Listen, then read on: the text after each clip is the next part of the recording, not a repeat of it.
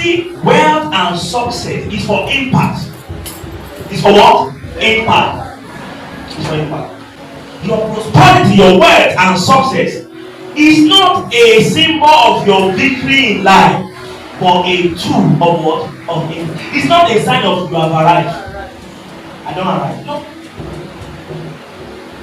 Nigerians we have that arrival mentality. Nigerians, we have arrival mentality. Once you arrive and you want to prove to everyone you arrive. No. It's for what? Impact. Let's consider this man Joseph. Everything he went through, all the things he suffered in the hands of his brothers, his parents were the genesis of his problem. You agree? But the moment the Lord raised him and the table turned and his brethren came, you know what? If he was a Nigerian, you know what Joseph would do? I will show you Pepe. That's what Joseph would have done. But let's see how Joseph reacted. Genesis chapter 50. Let's see his reaction. Genesis 50. Look at verse 17. So shall he say unto Joseph, Forgive. I pray them now. That was their father Jacob telling them, I pray you now. The trespass of thy brethren and their sin. For they did unto thee. For they did unto you evil. And now we pray thee, forgive the trespass of the servants of the God of thy father. Yes. And Joseph cried when they spake unto him. 18. And his brethren also, they went and they fell down. Now, that dream, did it come to pass or not? Did that dream come to pass or not?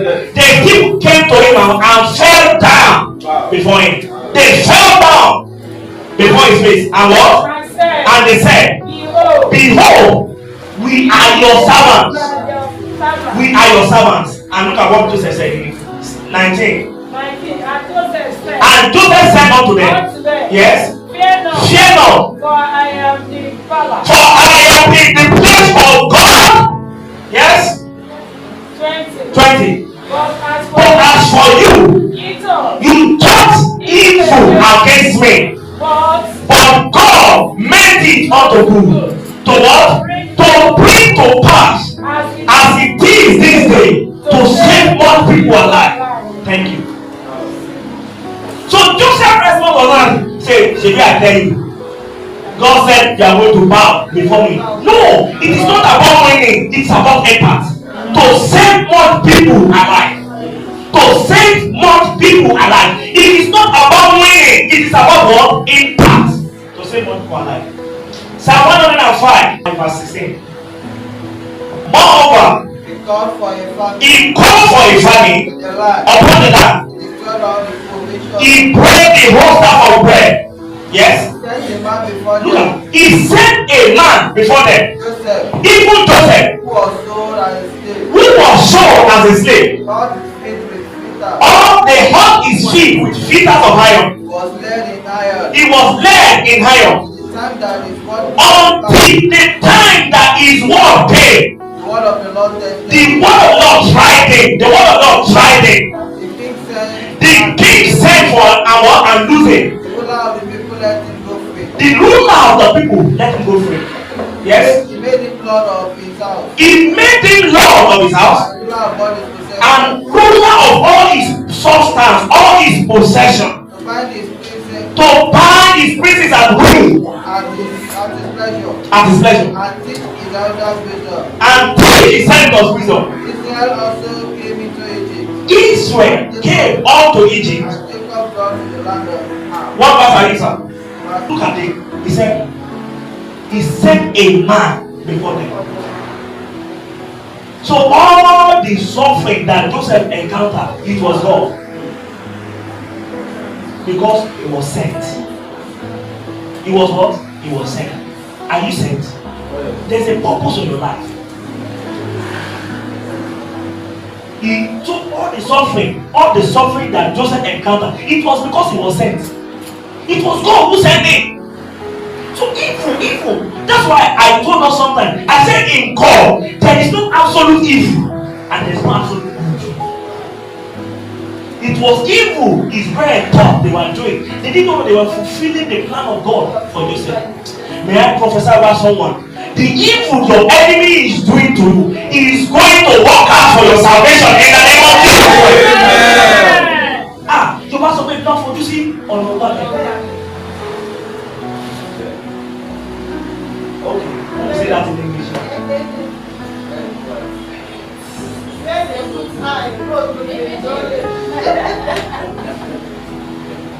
You know, that is what that is. That's not exact translation. What you just did is to transliterate English. Oh, I've not seen God this morning. What you just did now is transliteration. Where you go high, roll no follower. So what that proverb is saying is that the enemy might have thought that the situation that is happening in your life will bring some certain result, will ruin your life. But instead of ruining your life, there is what? There is victory. What the enemy meant for evil, the Lord turned it around. He turned it around. What the enemy meant for evil, the Lord turned it around. Another person was Esther. Esther would have been fine in the palace. I think Esther chapter 6. Mordecai said to him, maybe you are put in the palace for the time as this. Maybe God has put you in the position that you are in for a time as this. And if you think that you will escape your head and all the Jews will perish, God will raise a salvation from someone else. And Esther said, tell the people to fast for me 3 days. I know that according to the law, I cannot come to the king except the king has bidden me to come. But go and fast for me 3 days. I will go and see the king. Let me perish if I perish. You know why she said that? Because according to their law, you cannot come to the king if the king has not sent for you. And we all know the story. If I perish, I perish. Impact. Where I'd like to stop this morning is in Luke chapter 12, verse 16. Luke chapter 12. That's where I want to draw the curtain this morning. Right. And he spake a parable to them, saying, the ground of a certain rich listen, man, the ground of a certain rich man, brought rich, yes, brought forth plentifully, yes, 17. and he thought within himself, And this rich man thought within himself, saying, what shall I do? saying, what shall I do? Because I have no room. I have no room where to bestow my fruits. And he said, this this is what I will do. I will pull down I will pull down my storehouse and build greater. and build big storehouse. And Yes. there will I bestow, And there I will put all my fruits and goods. and I will say to my soul, And I will say to my soul, so thou hast you have plenty goods laid up for many years. take thy eat, The same way your politicians are laying up wealth for many years. eat, Take your ease, eat, drink, and be merry. and be merry. But God said unto him, Now, verse 20. But God said unto him, thou fool, this night this night your soul will be required of thee. Then who shall those things be without? Now sit down, sir. Do you know what happened here? This man, God blessed his ground. Everything was yummy. He had plenty. He now said, maybe the size of this church was the size of his store, and the harvest was more than that. Now I said, man, this place cannot take a harvest. I will break this place down. I will expand it to the other hand. And then I will say to myself, you have plenty things stored up for you for many years. Just relax, eat and enjoy. And then look at the equation. I want you to see something there. That approach has no God in it. There was no God in that approach. God was not first in that approach. God was not mad because he has plenty good. It was because there was no God in that approach. God was missing in the entire thought, in the entire plan of this. There was nothing God about it. And look at the response and say, when you became God, I don't want to say what I'm saying. God was put last, and that was say, okay, that your soul will be taken away from you. When you don't put, it's a risky thing not to put God first. It is risky. Don't ever go get to a place in your life where God will take the back bench. No. No. No. As I close this morning, I want to draw our attention to something. Let's look at our world today and the prevailing economic system. The system of economics today in our world,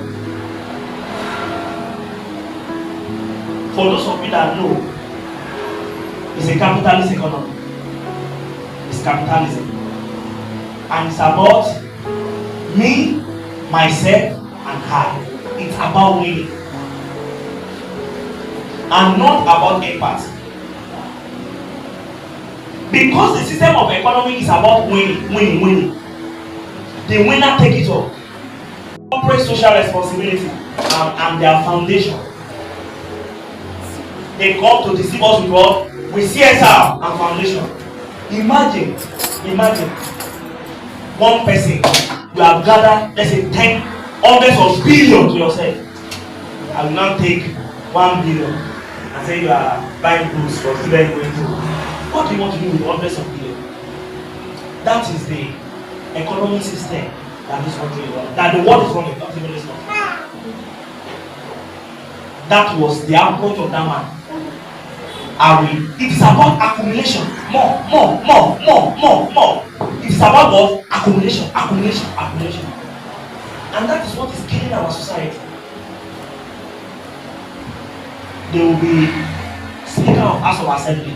From there, they will become governor. From there, they will go to Senate. They will be there. Senate. The National Assembly is a retirement ground for our corrupt politicians. Once they steal all the money as the governor of the state, they go to assembly and sit down there.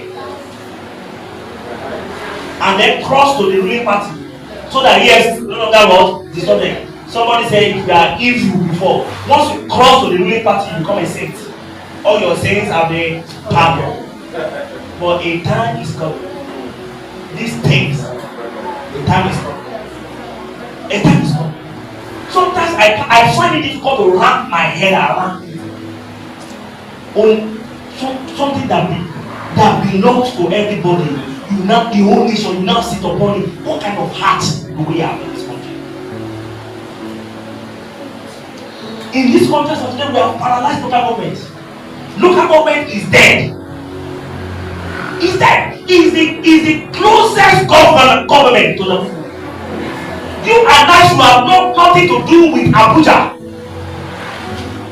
Our business should be with our local government. In those days, when we were kids, my grandmother was a contractor to local government.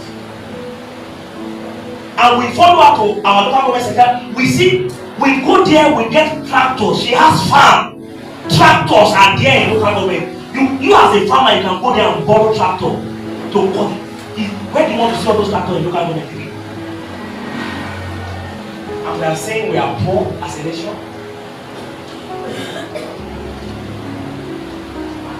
When allocation come, constitutionally allocation supposed to come directly to the local government. Local government is supposed to be able to stand alone. For allocation will go to governors. Governors will cut it. And then we send the little. And the chairman, the chairwoman, that local government, they will cut it. So what is left? Nothing.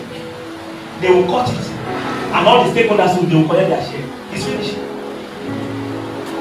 It's finished. It's finished.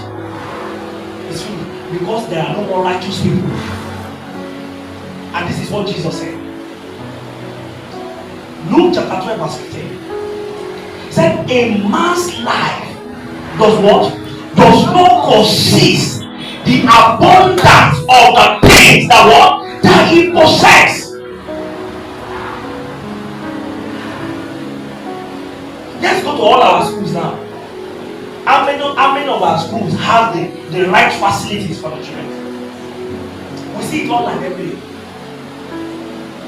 Even the minimum wage that they are talking about, some people are not receiving it yet. The 70,000, some people are not receiving it yet.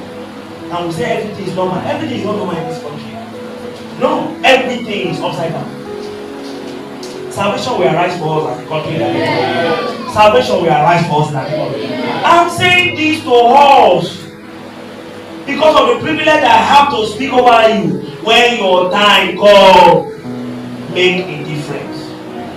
No, say you cannot join, you cannot be there, join them. It's a stupid thing. Stand alone. Stand, that's not the way of God. Don't join everything. What you need in this world, roof over your head, mobility, 1 or 2 cars to move around, food to eat at the right time, cloth on your body, every other thing is extra. And they go there. Everything for every other thing is extra. You want to eat 3 times a day, you can get it. You want to pay school fees, you can pay it. You have your car to move you around. You can, and you will not drive through at the same time. Like build 10-bedroom mansion, you only sleep in one room. Let your mattress be as big as this auditorium. Okay, one corner. That's like that. Don't you see? The trouble that God did not give us is what we are giving us. We are just chasing vanities. We are chasing what? Vanities. The life of a man does not consist of the abundance of things he possesses. Impact.